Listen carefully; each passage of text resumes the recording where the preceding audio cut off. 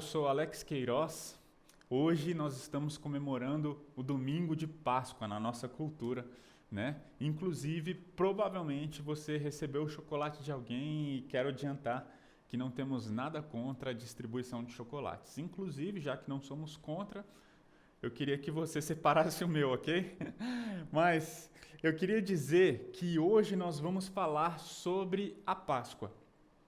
E eu tenho uma pergunta para te fazer. Será que a Páscoa é tão doce como o chocolate e os ovos distribuídos? Ou ela tem algum teor amargo? E eu quero adiantar para você que a Páscoa possui a mensagem mais amarga e mais doce que eu e você poderíamos escutar, ok? E para explicar isso, para te mostrar isso, eu queria falar sobre a primeira Páscoa que aconteceu na história da humanidade, há 3.500 anos atrás. Eu queria ler com você Êxodo capítulo 12, que vai descrever o que aconteceu e como aconteceu a primeira Páscoa. Diz assim, Êxodo 12, de 1 a 3 e versículo 5. Então o Senhor disse a Moisés e a Arão, no Egito, de agora em diante, este mês será para vocês o primeiro do ano. Anunciem a toda a comunidade de Israel que no 10º dia deste mês, cada família escolherá um cordeiro ou um cabrito para fazer um sacrifício, um animal para cada casa. Versículo 5. O animal escolhido deverá ser um cordeiro ou um cabrito macho de 1 ano, sem defeito algum. Deus deu essa ordem para Moisés, para o povo de Israel, num contexto em que eles eram escravos na terra do Egito, estavam sob o domínio de Faraó. E, dentro daquele contexto, Deus levantou Moisés para libertar o povo de Israel da escravidão do Egito. Deus já tinha enviado 9 pragas. E a 10ª praga é esta que está acontecendo neste momento. A Páscoa tem tudo a ver com a 10ª praga, ok? E uma coisa que é muito importante, o que era então a 10ª praga? Deus falou que mandaria um devorador, não sei qual é a melhor tradução, mas a morte passaria no meio da terra do Egito e mataria todos os primogênitos de animais e seres humanos. Ou seja, seria um julgamento de todas as nações. Ok? Eu queria ler esse texto com você. Olha só. Êxodo 12, versículos 3, 7, 8 e depois o 12 e o 13. Dizem assim: cada família escolherá um cordeiro ou um cabrito para fazer um sacrifício. Versículo 7. Tomarão um pouco do sangue e o passarão nos batentes laterais e no alto das portas das casas onde comeram o animal. Nessa mesma noite, assarão a carne no fogo e a comerão acompanhada de folhas verdes amargas e de pão sem fermento. Versículos 12 e 13. Nessa noite, passarei pela terra do Egito e matarei todos os filhos mais velhos e todos os primeiros machos dentre os animais na terra do Egito. Executarei juízo sobre todos os deuses do Egito, pois eu sou o Senhor. Mas o sangue nos batentes das portas servirá de sinal e marcará as casas onde vocês estão. Quando eu vir o sangue, passarei por sobre aquela casa, e quando eu ferir a terra do Egito, a praga da morte não os tocará. Uma coisa que os comentaristas falam muito a respeito dessa praga é que esse juízo e essa condenação não viria apenas sobre os egípcios, mas viria sobre todos os que estavam na terra do Egito. Por quê? Porque todas as pessoas mereciam e merecem castigo e juízo de Deus. Todas as pessoas estão condenadas aos olhos de Deus. Agora, presta atenção no que o texto diz. Quem são as pessoas que a morte passaria e não as tocaria. Qual é o grupo? Se nós nos atentarmos, nós veremos que Deus não está falando, olha, a morte vai passar, mas eu vou salvar os israelitas. Não. Deus não está falando, a morte vai passar e eu vou salvar os mais necessitados e pobres. Não. Deus não está falando, a morte vai passar e eu vou salvar os mais bonzinhos. Não, não é isso. O que Deus está falando para Moisés, melhor dizendo, é que a morte passaria. E apenas aqueles que tivessem sacrificado o cordeiro e passado o seu sangue por sobre os batentes da porta seriam libertos e salvos da morte. Ok? O que traria salvação era o sacrifício do cordeiro. E é por isso que eu quero dizer, a Páscoa, ela tem uma mensagem amarga e doce. E até aqui, se nós analisarmos corretamente o que a Páscoa diz, nós veremos que a Páscoa tem um teor extremamente amargo e até aqui não tem nada de bonito acontecendo na Páscoa. Agora imagine comigo, Deus colocou aquele rito para que todas as gerações comemorassem a Páscoa ano após ano, ano após ano. E todos os anos, os pais israelitas deveriam pegar os seus filhos, deveriam pegar sua família, pegar um cordeiro macho de 1 ano sem defeito e sacrificá-lo. Mas as crianças estão assistindo. As crianças deveriam assistir aquela cena que é horrível e tenebrosa. E eu fico imaginando, imaginem comigo a cena do pai pegando um cordeiro com uma lã pura, branca, pegando na frente de toda a família e cortando o pescoço daquele cordeiro. Imaginem as crianças assustadas, perguntando, pai, por que o Senhor matou esse cordeiro? E ele falando, olha, isso é para lembrar, filho, que Deus nos libertou da terra do Egito. Isso é para lembrar que ou a morte matava você, ou a gente matava o cordeiro. Ou o cordeiro seria sacrificado, ou você seria sacrificado. Lógico, dentro do contexto, os primogênitos. Ou seja, os pais, eles já explicavam, os pais israelitas já tinham o contato com seus filhos, explicando o que era a Páscoa. Falando, olha, era ou o cordeiro ou você. E nós, pela fé, nós cremos que ao sacrificar o cordeiro, ao derramar o sangue do cordeiro, o seu sangue, meu filho, foi poupado. O que a gente tem que prestar muita atenção é que a primeira Páscoa aponta para um outro milagre e um outro sacrifício ainda maior. No contexto de Êxodo, realmente, a Páscoa era a libertação do povo hebreu, do povo de Israel, das mãos e da escravidão dos egípcios, das mãos de Faraó. Mas tudo isso era para apontar que Jesus libertaria os seus filhos da escravidão do pecado através da morte de um cordeiro perfeito, o Cordeiro de Deus que tira o pecado do mundo. O sacrifício do cordeiro estava apontando para o sacrifício definitivo, Jesus Cristo. E isso é muito bem explicado 800 anos depois da primeira Páscoa, pelo profeta Isaías, no capítulo 53. E eu queria trabalhar aqui com vocês como o profeta Isaías, em 4 etapas, explica o que é a Páscoa para nós.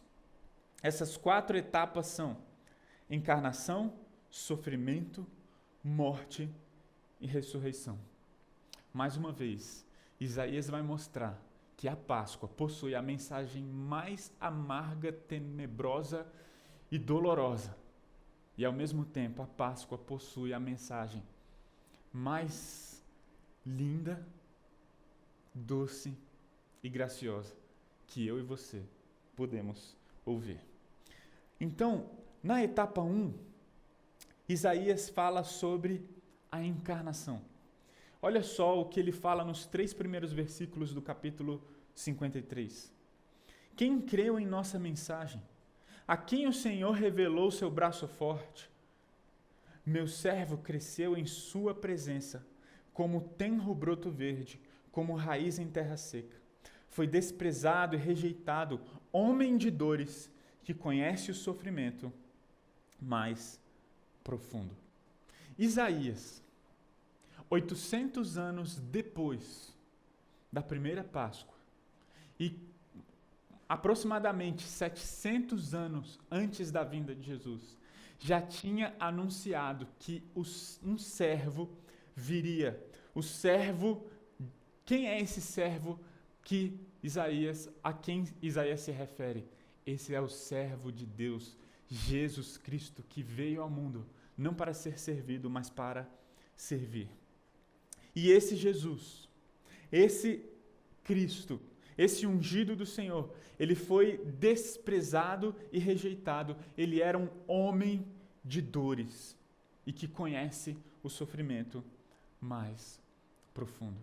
Nós precisamos entender que Isaías está falando que o Deus, Criador dos céus e da terra, enviaria o seu Filho ao mundo para se encarnar em um corpo humano.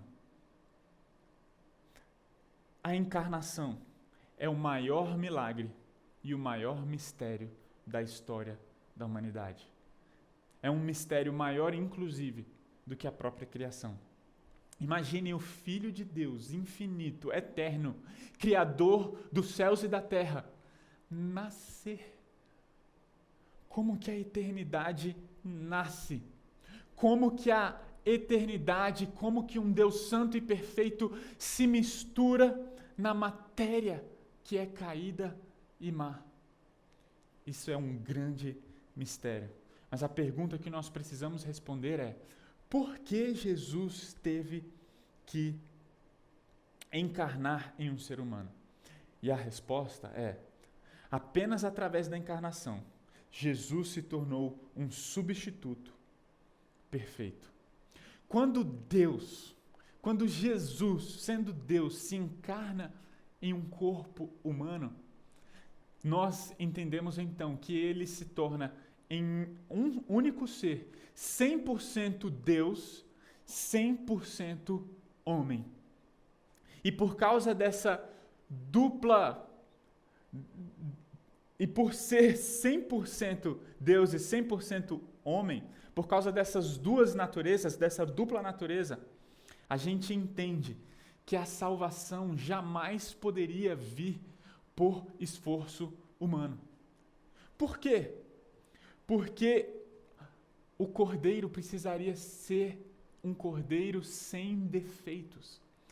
A gente vê na primeira Páscoa que Deus menciona, olha, separem um cordeiro de 1 ano, macho, que seja sem defeito. Só que todo ser humano, de acordo com a palavra de Deus, é um pecador. Então Jesus precisava ser puro.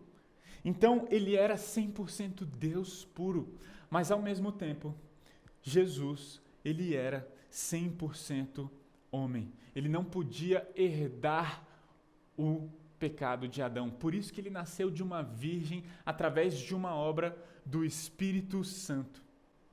Apenas Jesus poderia ser um substituto apropriado e perfeito para salvar a mim e a você e a toda a humanidade.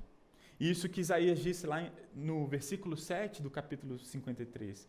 Ele foi oprimido e humilhado, mas não disse uma só palavra. Foi levado como cordeiro para o matadouro. Como ovelha muda diante dos tosqueadores, não abriu a boca. Paulo, em 1 Coríntios, no capítulo 5, ele fala: Jesus é o cordeiro pascal. Ele é o cordeiro substituto. Só Jesus pode nos substituir. Só Jesus é o cordeiro perfeito. Não adianta nós sacrificarmos animais? E por que então lá o povo de Israel sacrificou aquele animal, aquele cordeiro, e eles foram salvos? Porque pela fé, eles criam que aquele animal simbolizava aquele cordeiro perfeito que haveria de vir, Cristo Jesus. Como que as pessoas eram salvas no Antigo Testamento? Como que as pessoas eram perdoadas no Antigo Testamento? Sacrificando animais? Sim, mas porque elas acreditavam que aquele sacrifício daqueles animais era apenas uma parábola, era apenas uma metáfora, era um cheque predatado para aquele que viria e realmente morreria de uma forma justa e perfeita pelos pecados deles. As pessoas no Antigo Testamento eram salvas por crer naquele que viria. As pessoas do Novo Testamento são salvas por crer naquele que veio, o Cordeiro de Deus perfeito, que tira o pecado do mundo. E diante de tantas dificuldades em entender a encarnação de Jesus, eu preciso afirmar, a encarnação é o maior milagre e o maior mistério que a humanidade já conheceu. Mas temos a certeza que o Verbo se fez carne e habitou entre nós. E vimos sua glória como do unigênito do Pai, como João falou.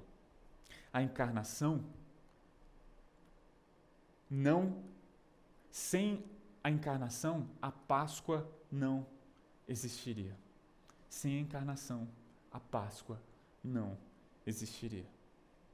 Ok? Então, primeira etapa que a gente entende é que Jesus se encarnou. Qual é a segunda etapa da mensagem da Páscoa? É o sofrimento. E Jesus encarnou em forma humana, por quê? Ele se encarnou em forma humana para ser um homem de dores. Jesus veio ao mundo para sofrer. Jesus não veio ao mundo para ser o cara. Jesus veio ao mundo para servir, para amar, para se doar, para se sacrificar. Foi por isso que ele veio ao mundo, e esse é um ponto, essa é a etapa a qual nós mais nos identificamos. Sabe por quê? Porque a encarnação é um ponto distante para nós, uma vez que nós somos seres criados. Nós somos seres criados e finitos. Jesus não, Jesus vive por toda a eternidade, a nossa mente nem consegue conceber isso. Então isso é muito distante para nós. A ressurreição também é distante, uma vez que nós somos mortais. Agora, quem aqui nunca sofreu? Você que está me ouvindo nesse momento, você já sofreu? E a resposta é óbvia, sim. Todas as pessoas que já nasceram um dia, em alguma medida, em diversas profundidades, já sofreram.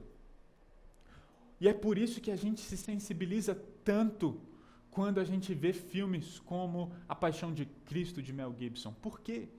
Porque por mais que eu não entenda tudo o que está por trás do sacrifício de Cristo Jesus, eu me identifico com o sofrimento dele.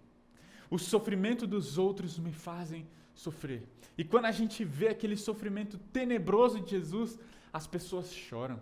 Independente se elas creem em Jesus ou não. As pessoas choram com a morte do pai do Simba no Rei Leão. Nós nos identificamos.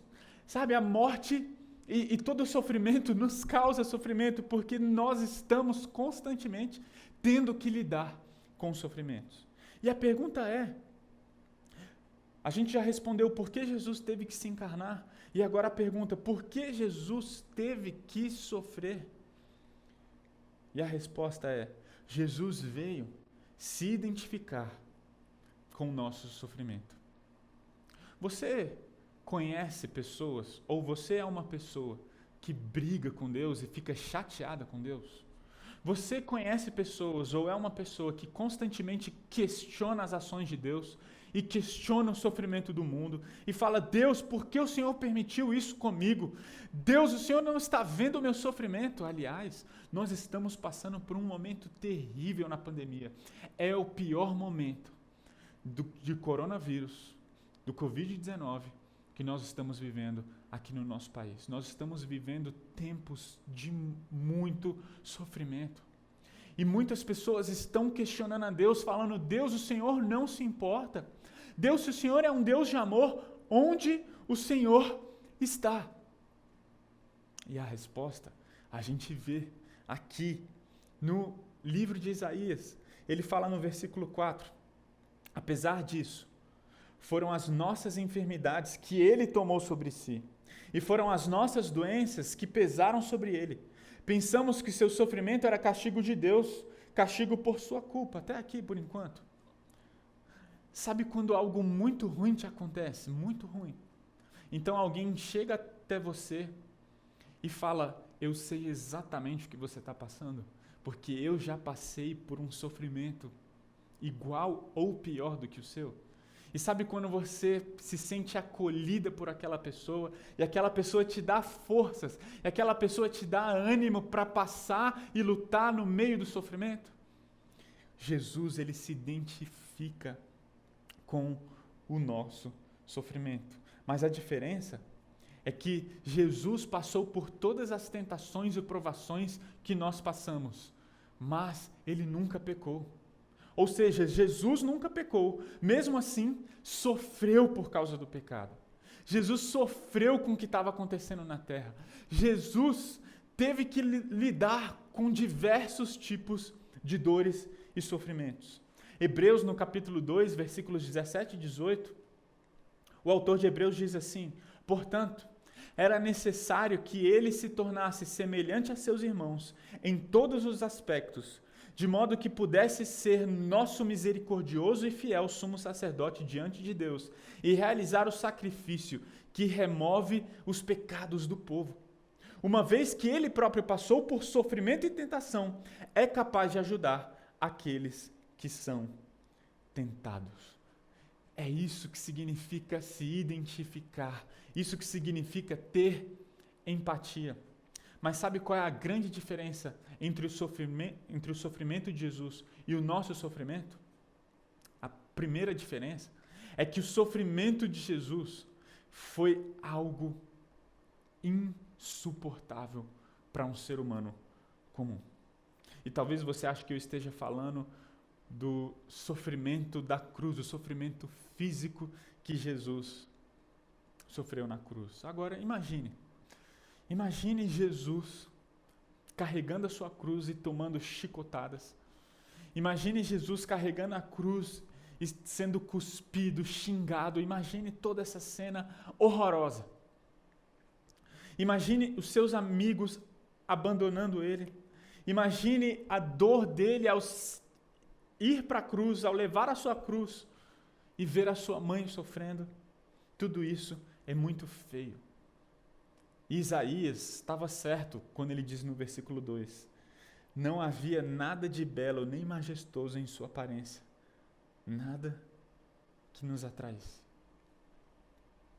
Ou seja, foi feio, e para quem viu a paixão de Cristo sabe, demonstra o quanto que foi feio toda aquela cena da crucificação.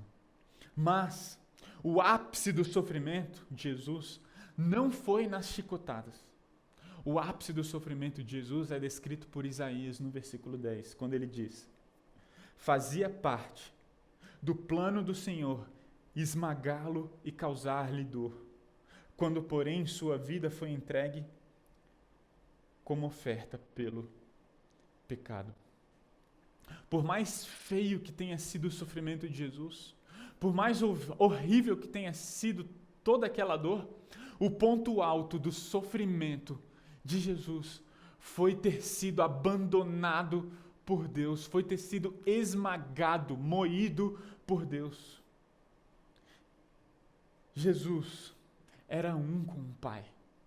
Jesus vivia eternamente com o Pai. Jesus tinha um relacionamento pleno e perfeito com o Pai. E foi naquele momento em que Jesus foi abandonado pelo Pai. E sabe em que momento Jesus foi abandonado pelo Pai? No momento de maior dor e sofrimento que ele estava passando. Imagine que você tenha um parente ou um amigo que ande com você, que lute com você, que se importe com você, que viveu com você durante toda a sua vida, nos momentos mais felizes e mais tristes. Imagine que no momento de maior dificuldade da sua vida, aquela pessoa que você mais ama vira as costas para você. Ou seja, Jesus experimentou o abandono do Pai. Ele foi esmagado, sim, por Satanás. Ele foi esmagado, sim, por homens. Mas ele foi esmagado pelo próprio Deus. E é por isso que a Páscoa, ela tem uma mensagem tão amarga e tão doce. Porque a ressurreição de Jesus só é incrível e linda porque existe sofrimento e dor e escuridão. O maior amor que já foi demonstrado na terra foi revelado no maior momento de sofrimento e dor. Entende como a Páscoa, ela é ao mesmo tempo amarga e ao mesmo tempo doce? Existe um paradoxo na Páscoa. A mensagem mais tenebrosa e é a mais graciosa ao mesmo tempo. A mensagem mais amarga é a mais doce. Por quê? Porque a vida é revelada através da morte. Nós somos aceitos por Deus porque Cristo foi abandonado. Nós somos adotados por Deus porque um dia Jesus foi rejeitado. Como explicar que nós somos aceitos através da rejeição? Nós um dia seremos plenamente curados e restaurados, porque um dia Ele foi chicoteado e carregou as nossas dores e as nossas enfermidades. Entende esse paradoxo? Nós um dia desfrutaremos de plena paz, porque um dia Ele desfrutou do pleno terror do afastamento de Deus. Essa é a etapa do sofrimento. E eu queria que você percebesse o tamanho do sofrimento de Cristo Jesus. Sabe o que Jesus experimentou na cruz? Quando a gente fala que Jesus foi abandonado por Deus, a gente está falando que Jesus experimentou o inferno. Jesus experimentou a justiça e a ira de Deus sobre os seus ombros. A diferença é que ele era o único ser que não merecia. O único. Etapa 1, encarnação. Etapa 2, sofrimento. Etapa 3, morte. Nós vimos por que Jesus teve que encarnar em um corpo humano. Vimos por que Jesus teve que sofrer. E agora veremos por que Jesus teve que morrer. E a resposta é: as consequências do pecado precisavam ser pagas. Quando a gente fala que Jesus é o Cordeiro substituto perfeito, a gente tem que entender quais são as consequências do pecado. A Bíblia diz que lá em Gênesis, quando Deus cria Adão e Eva, Ele fala: olha, vocês podem comer de todos os frutos do jardim, mas do fruto da árvore do conhecimento do bem e do mal, vocês não podem comer, porque no dia em que vocês comerem desse fruto, certamente vocês morrerão. Adão e Eva, lá no capítulo 3 de Gênesis, quando Eva está conversando com a serpente, a gente vê o que motiva a Eva a comer do fruto. Porque ela queria ser como Deus.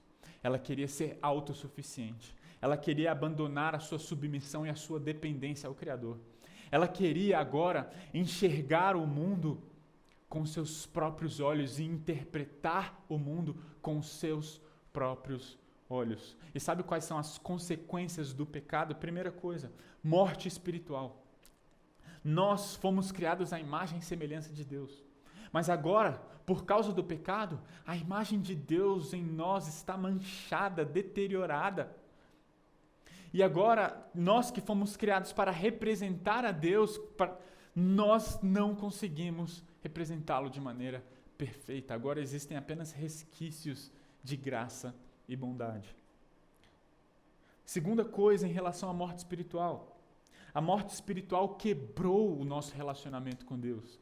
Nós que fomos criados para desfrutarmos de um relacionamento pleno com o Criador e sermos satisfeitos e felizes nesse relacionamento, agora tivemos esse relacionamento quebrado e a gente busca outros relacionamentos para sermos satisfeitos e felizes. Segunda consequência do pecado. Primeiro, morte espiritual. Segunda, morte física. Lá, Deus fala para Adão, olha, você veio do pó da terra e para o pó da terra você vai retornar. É por isso que o nosso corpo está se deteriorando. É por isso que a gente sente dores. Dores nas costas, dores nos joelhos, dores na cabeça. É por isso que a gente está constantemente perdendo a visão. À medida que o tempo vai passando, a gente vai, então, perdendo toda aquela saúde, todo aquele vigor físico. Sabe por quê? Porque por causa do pecado. Essa é a consequência do pecado. E, em última instância, o pecado gera morte física. O homem que foi criado para ser eterno e desfrutar de um relacionamento eterno com Deus, agora vai morrer fisicamente. E a terceira coisa, que é consequência do pecado, o sofrimento. Deus não nos fez para sofrer. Deus não nos fez para o sofrimento. É por isso que a gente lida tão mal com o sofrimento e com a morte muitas vezes. Porque nós não fomos feitos para isso. E nós estamos constantemente questionando a Deus por causa disso. Deus, por que eu estou passando tudo isso? Por que o Senhor me permite? Se o Senhor é um Deus de amor, Deus, por que o Senhor tira pessoas? Por que tantas pessoas morrendo de coronavírus no mundo? Por que dessa pandemia, Senhor? Deus criou tudo de maneira perfeita e boa. Mas agora, por causa do pecado, nós sofremos. Nós morremos. E nós sofremos por causa do pecado, tanto dos outros quanto os nossos. Jesus, ele não pecou. E ele sofreu por causa do pecado dos outros apenas. Entende? E olha só o que Isaías diz no capítulo 53. Ele falou: pensamos que seu sofrimento era castigo de Deus, castigo por sua culpa. Mas ele foi ferido por causa de nossa rebeldia e esmagado por causa de nossos pecados. Sofreu o castigo para que fôssemos restaurados e recebeu açoites para que fôssemos curados. Todos nós nos desviamos como ovelhas. Deixamos os caminhos de Deus para seguir os nossos caminhos. E, no entanto, o Senhor fez cair sobre ele os pecados de todos nós. Entende? Quem falhou não foi Jesus. Ele sofreu tanto naquela cruz e ele sofreu ao ponto de morrer porque o pecado de toda a humanidade estava sobre ele. E pior do que isso, a ira de Deus por causa do pecado estava sobre os seus ombros. Ele carregou o pecado da humanidade inteira e toda a ira de Deus por causa do pecado dos seus filhos foi derramada sobre Cristo Jesus, o único que não merecia morrer. E talvez você pense, poxa, o homem fracassou. A aliança condicional de Deus com o homem fracassou. O homem falhou. Mas eu quero te dizer uma coisa, Deus nunca falha. E os seus propósitos nunca podem ser frustrados. Porque Deus sempre teve um plano, em toda a eternidade, de conduzir pecadores à vida eterna através do sacrifício de Jesus. Deixa eu te falar uma coisa, Deus nunca perdeu o controle. O fracasso do homem não revela a falha de Deus. O fracasso do homem revela a incapacidade do homem em ser obediente. O fracasso do homem revela a incapacidade que o homem tem de conduzir a sua própria vida por ele mesmo. O fracasso do homem revela a necessidade de um Salvador. E qualquer esforço que você tenha para tentar resolver os seus problemas será frustrado se você não confiar em Deus para resolver a sua vida, os seus problemas e o seu sofrimento. Para de tentar com as suas próprias forças. Para de confiar nas coisas desse mundo. Confie em Jesus, deposite sua confiança nele, pois Deus providenciou um Salvador. Antes de Deus dizer, haja luz, ele já havia dito, haja cruz. A cruz não é um plano B de Deus. Deus já tinha preparado Jesus.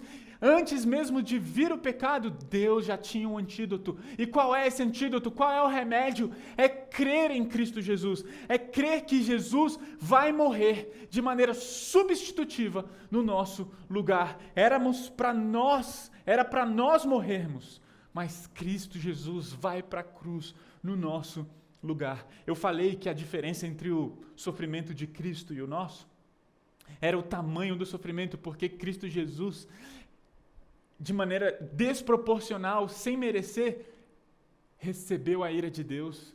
Ele foi abandonado pelo Pai. Mas existe uma outra diferença entre o sofrimento de Jesus e o nosso. Sabe qual é? A diferença é que nós sofremos por causa do nosso pecado e do pecado da humanidade, mas nós temos responsabilidade, porque nós somos pecadores. Mas Jesus sofreu tudo que ele sofreu sem pecar. A diferença é que nós sofremos, porque em alguma medida somos culpados. Jesus sofreu sem ser culpado de nada. Olha o que Isaías diz, ele foi oprimido e humilhado, condenado injustamente, foi levado embora. Ninguém se importou de ele morrer sem deixar descendentes, de sua vida ser cortada no meio do caminho. Mas ele foi ferido mortalmente por causa da rebeldia do seu povo. Não havia cometido nenhuma injustiça e jamais havia enganado alguém. Ainda assim foi sepultado como criminoso, colocado no túmulo de um homem rico. Jesus não merecia a morte, nós sim. E essa é a pior e melhor notícia que podemos ter na Páscoa. Um homem inocente morreu para que eu e você pudéssemos ser salvos. Ele viveu a nossa vida e Cristo morreu a nossa morte. Ele nos substituiu quando morreu na cruz. Por que Jesus teve que morrer? Porque se ele não morresse, nós morreríamos. Quem não crê em Cristo Jesus está condenado. É o que João diz lá depois do famoso versículo do capítulo 3, versículo 16 do capítulo 3. Sabe? Quando ele fala, Deus amou ao mundo de tal maneira que deu seu Filho unigênito para que todo aquele que nele crê não pereça, mas tenha a vida eterna. O que ele fala em seguida? O que ele fala depois? Quem nele crê será salvo, mas quem não crê já está condenado. Existe condenação, e sabe o que Jesus fez? Essa é a má notícia, existe condenação, mas a boa notícia é que Jesus foi condenado no nosso lugar, e nós podemos ser salvos, e nós podemos ser restaurados, e existe esperança, porque a gente não vai mais sofrer por causa de Cristo Jesus, se nós confiarmos nele, se nós confiarmos no sacrifício e na obra que ele fez por nós, nós encontraremos vida eterna e deleite eterno, felicidade eterna. Ele morreu a nossa morte para que eu e você pudéssemos viver a sua vida, uma nova vida, que nem diz lá em 2 Coríntios capítulo 5, versículo 17, aquele que está em Cristo é nova criatura, as coisas velhas se passaram, eis que se fizeram novas. Sabe qual é a boa notícia? É que nós podemos ter vida em Cristo Jesus. Já não há condenação para aqueles que estão em Cristo Jesus. Romanos capítulo 8, versículo 1. O que vai te salvar não é a sua própria força, não é o seu entusiasmo, não é a sua prepotência de achar que você é bom ou que você é melhor que outros seres humanos. Isso não te salva. O que te salva é a fé no Cordeiro que foi imolado e o sangue que foi propiciado, aspergido, derramado sobre a nossa cabeça. A ira de Deus foi afastada, foi satisfeita quando Cristo Jesus morreu na cruz. A primeira Páscoa apontava para a Páscoa definitiva, a Páscoa do Senhor Jesus. E essa Páscoa é demonstrada em 4 etapas. Primeira etapa, encarnação. Segunda etapa, sofrimento. Terceira etapa, morte. E agora, quarta e última etapa, ressurreição. Por que Jesus teve que ressuscitar? Por que Jesus precisava ressuscitar? Isaías 53:10 diz: fazia parte do plano do Senhor esmagá-lo e causar-lhe dor. Quando, porém, sua vida for entregue como oferta pelo pecado, ele terá muitos descendentes, terá vida longa e o plano do Senhor prosperará em suas mãos. Primeira razão, sabe por que Jesus teve que ressuscitar? Sabe por que Jesus ressuscitou? Porque sem a ressurreição o pecado teria vencido e não Deus. A morte foi vencida quando Cristo Jesus ressuscitou. Quando Jesus foi para a cruz e morreu, quem estava ganhando? A morte, o pecado. O pecado, Satanás estava dando gargalhada. E de uma certa forma, ele poderia pensar, eu venci. Olha só, o pecado venceu. As consequências do pecado foram derramadas em Cristo Jesus e nós vencemos, mas não. É como se Jesus, em um filme de guerra, pegasse a morte pelo pescoço e falasse, eu ressuscitei. Eu venci, morte. Você não é pária para mim. É por isso que Paulo diz lá em Coríntios, ó morte, onde está a sua vitória? Ó morte, onde está o seu aguilhão? O pecado é o aguilhão da morte que nos fere, e a lei é o que torna o pecado mais forte. Mas graças a Deus, que nos dá a vitória sobre o pecado e sobre a morte por meio do nosso Senhor Jesus Cristo. Jesus venceu o pecado, Jesus venceu a morte. Eu quero te dar uma notícia. Talvez você esteja sofrendo muito por causa de pessoas que estão com coronavírus. Talvez você esteja sofrendo muito por causa de dores físicas.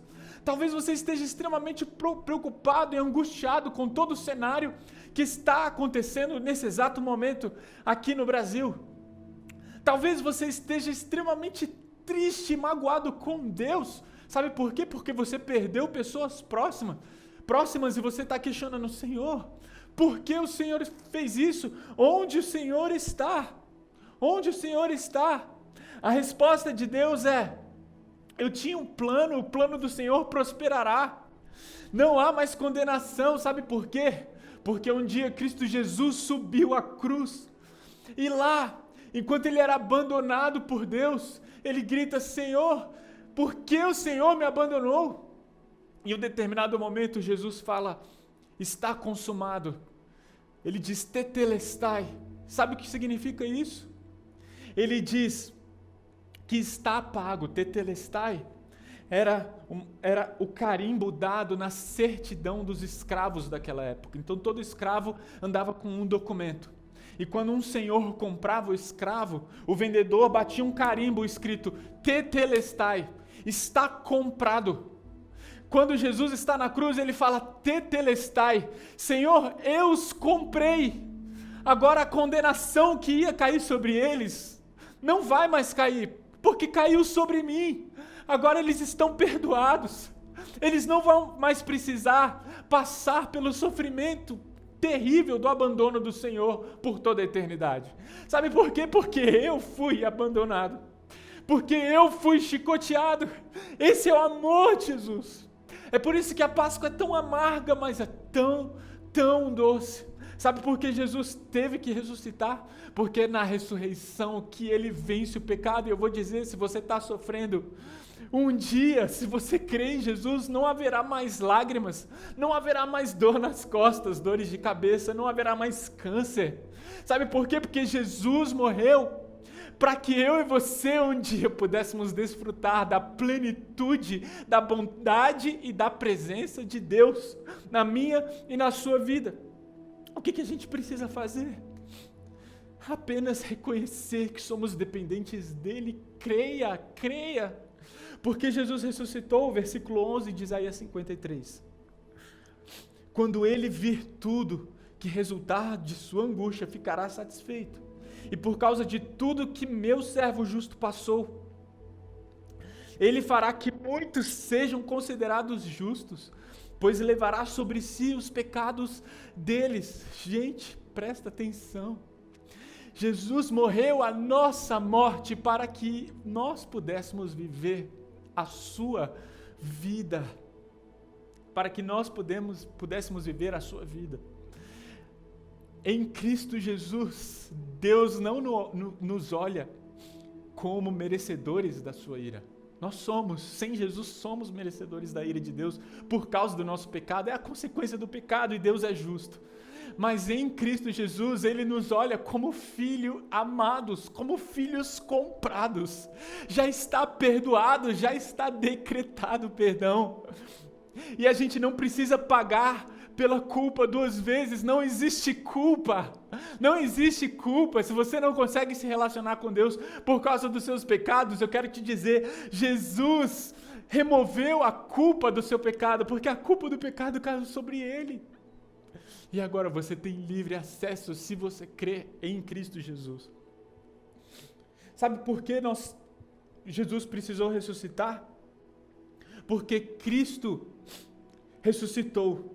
Nós temos a certeza de que um dia ressuscitaremos com eles.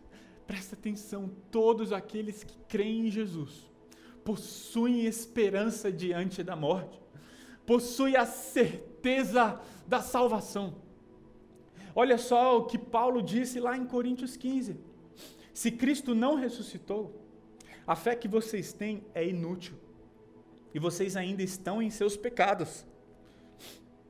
Se nossa esperança em Cristo vale apenas para esta vida, somos os mais dignos de pena em todo o mundo. Mas Cristo de fato ressuscitou dos mortos. Se Jesus não ressuscitou, comamos e bebamos, porque amanhã morreremos. Se Cristo Jesus não ressuscitou, nós não vamos conseguir vencer o pecado. Mas Ele ressuscitou. Ele venceu a morte, Ele venceu o pecado, e porque Ele venceu, nós podemos vencer e viver de maneira diferente daquela que é a nossa natureza pecaminosa, da nossa humanidade pecaminosa.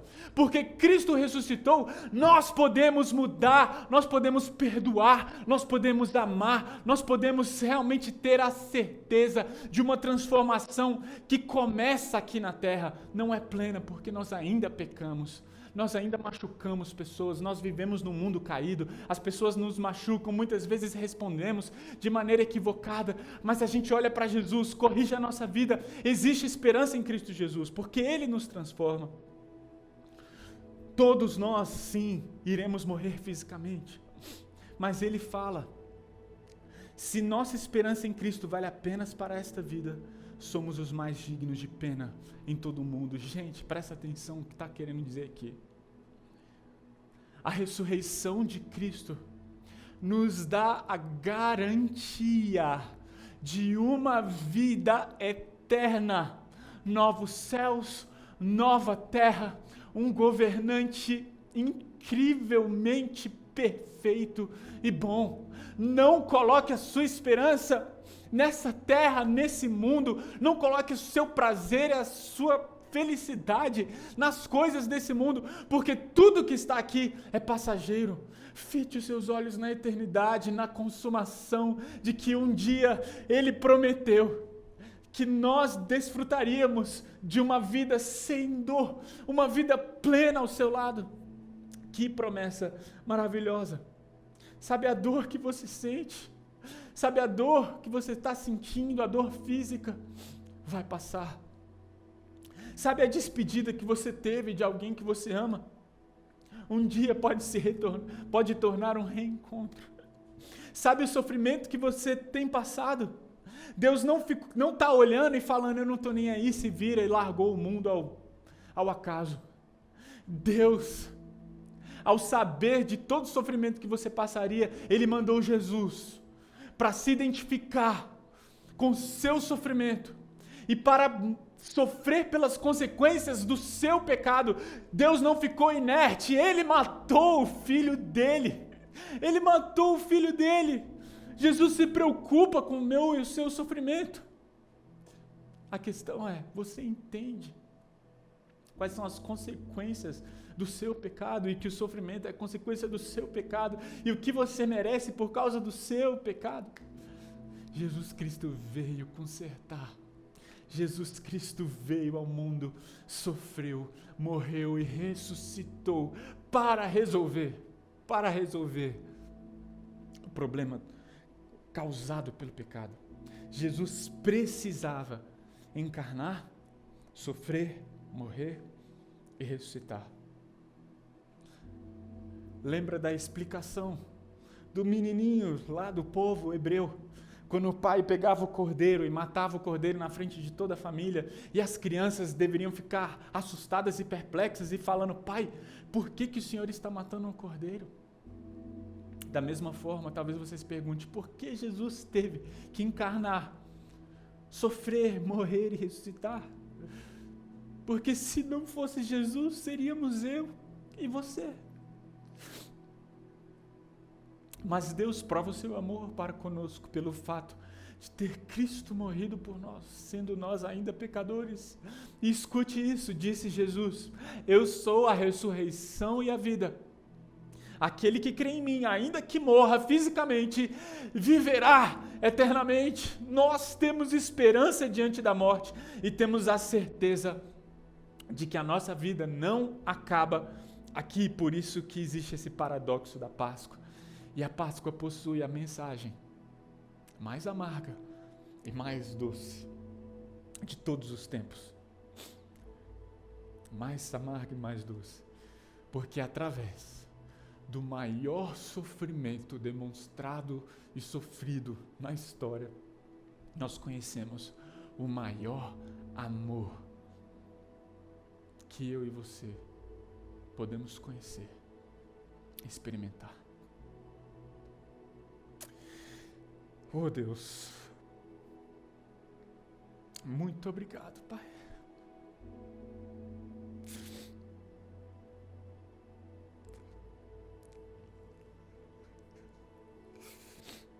Muito obrigado, Senhor.